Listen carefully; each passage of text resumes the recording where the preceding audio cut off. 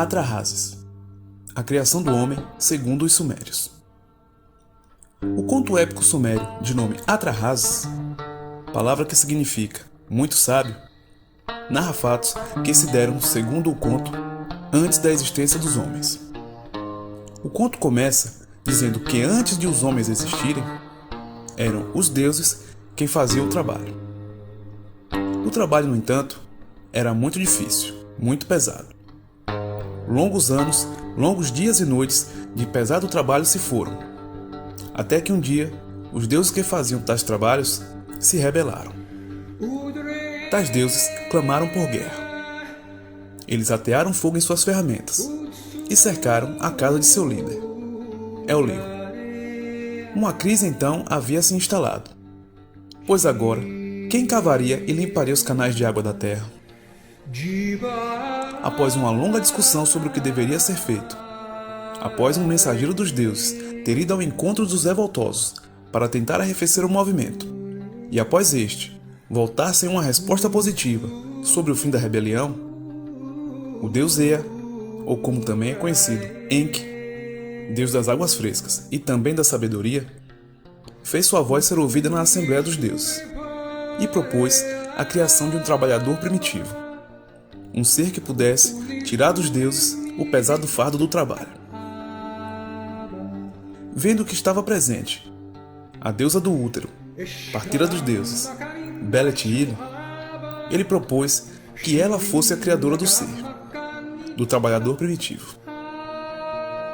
Contudo, ela alegou que esse trabalho não poderia ser feito por ela, mas sim pelo próprio Enki, o próprio que havia feito a proposta.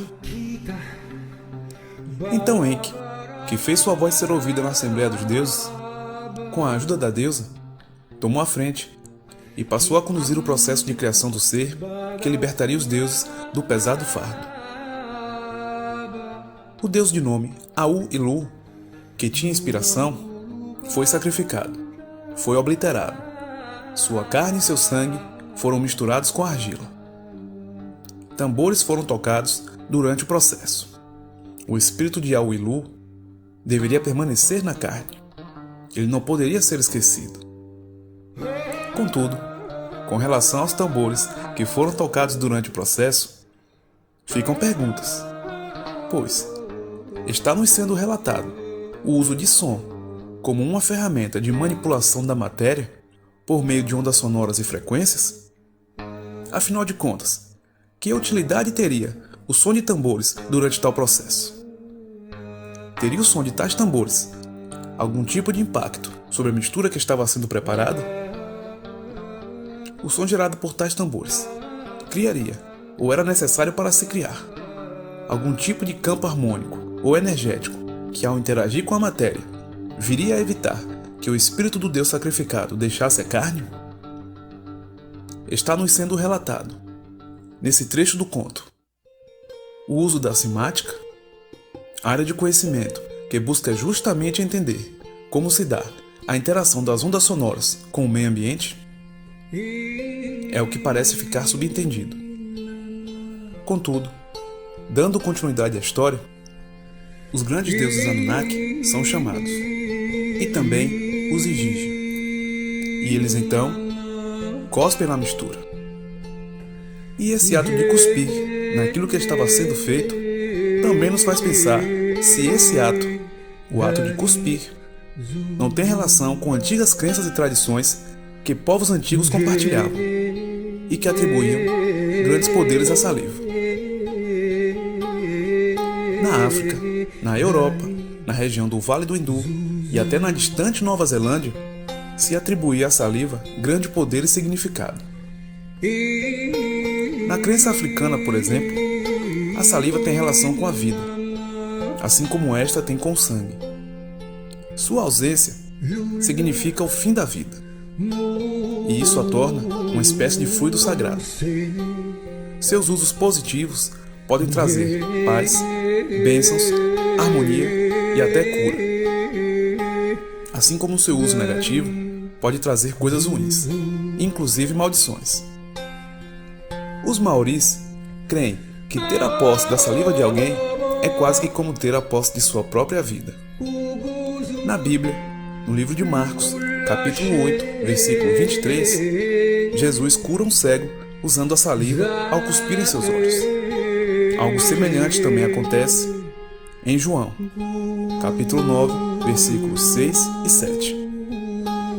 Os antigos romanos também atribuíam poder à saliva. Eles acreditavam que ela, além de trazer boa sorte, tinha poderes terapêuticos. E levando em conta que a Suméria é tida como sendo a civilização mais antiga, e vendo tal ato sendo praticado por parte dos deuses, o que deixa implícito que eles também, de certa forma, atribuíam significado e poder à saliva. Afinal de contas, se assim não fosse, não teriam por que terem cuspido na massa que estava sendo preparada. Surge uma pergunta: teriam tais crenças e tradições surgido na antiga Mesopotâmia, mais precisamente na antiga Suméria, e de lá teriam se espalhado para o mundo? Se sim, é totalmente compreensível o ato dos deuses de terem cuspido naquilo que estava sendo criado para, de certa forma, os servir. Afinal de contas, aquilo precisaria, em tese, ser abençoado, energizado, como também, e por que não, positivado.